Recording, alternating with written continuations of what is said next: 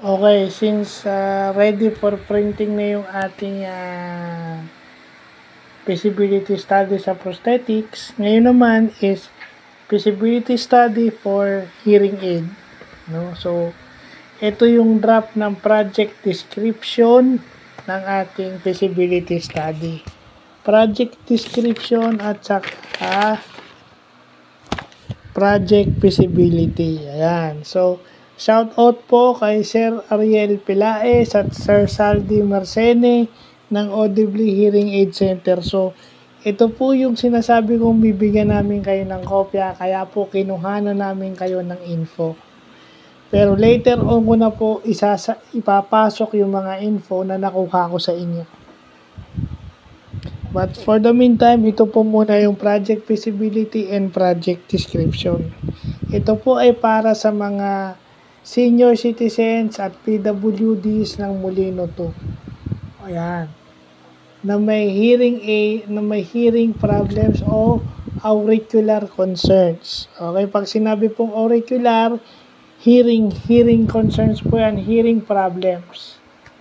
So, ito po ay for Barangay Molino 2 lang. No, hindi ko po alam sa ibang mga barangay kasi may officer po kayo. So, kay Presimon, kay Cap Mike, kay Consi Dani, kay Consinato, maraming salamat po ulit sa suporta, kay Sir Genesis, kay Exo Marlo na nagpapahiram na namamahala sa aming transportation, maraming salamat po. Ito rin po ay ipapasa natin sa National Council for Disability Affairs para po ma-check nila kasi baka po tayo ay may tinatamaan o sinasagasaang national policy.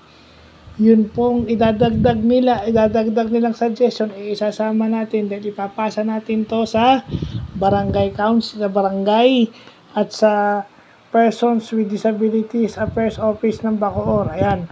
Maraming salamat po kay Cap Jorwin Bautista at sa aming minamahal na Mayor Strike B. Revilla. Ayan. So, yung po no, project feasibility and then project description yung kabila. So, bukas ko na po tatapusin kasi maglolobat na po. Pero at least po nasabi ko na sa inyo. Yun naman po talaga yung importante na magawa natin. No?